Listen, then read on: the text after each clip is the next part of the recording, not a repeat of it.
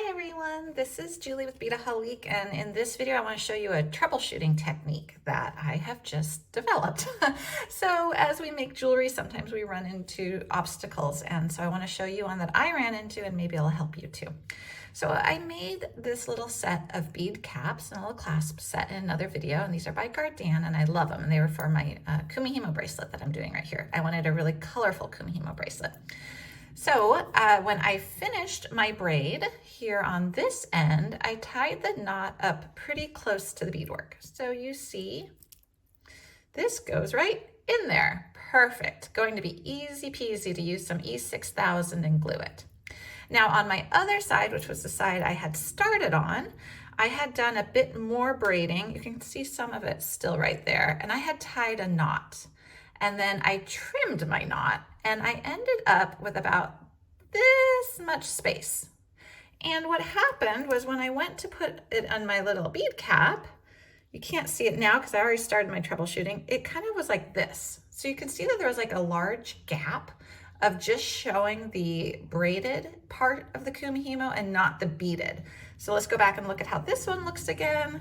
It goes right in there, nice and easy. And then this one, it was not very good looking, let's just say. I didn't like it. I wanted the beadwork to be right up against these petals here. So what I did, and I'm gonna just walk you through it since I already started it and I don't wanna undo this, I took my knot out. So I took my knot out, but before I did that, I took a scrap piece of my same cord that I used to do my Kumihimo in, and I tied it around, if you can see right there, I tied it around my braided portion so that it would not come undone. And then I just started tying knots. Those are just knot after knot after knot. And I have it right up pretty close to my beadwork. And I'm gonna tie some more knots. So I'm just gonna turn this upside down. And we've talked about this technique in other videos when you need to bulk up your braid to fit into a cord end. So this is not unheard of to do, but I did want to point it out so that you would just see this technique again. So I'm just making knot after knot after knot because I had to pull out my other knot. There we go. So I'm pulling it really nice and tight, and it's getting a little bit more of a space in there to adhere my glue to. So now I'm just going to flip it over again.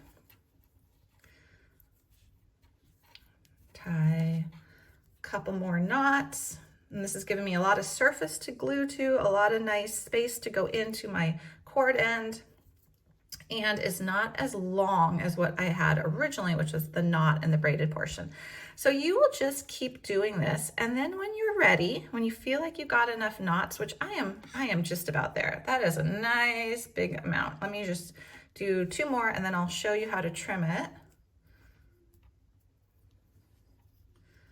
Okay, so we got that. I'm pulling really tight. Then I'm just gonna take my scissors, and you don't have to trim it right up to the very end because you are gonna put this into your cord end. There we go.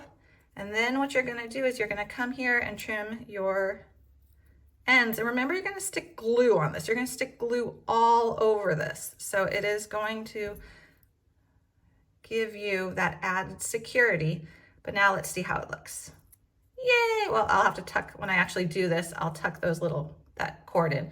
But now it fits into my bead cap. So that is my little troubleshooting technique. If you do a braid and you did a little too much braiding without beads, which is what I essentially did, you can troubleshoot it by pulling out your knot, making a bunch of knots over your braided portion, and then you're just gonna stick that end now into your bead cap full of glue.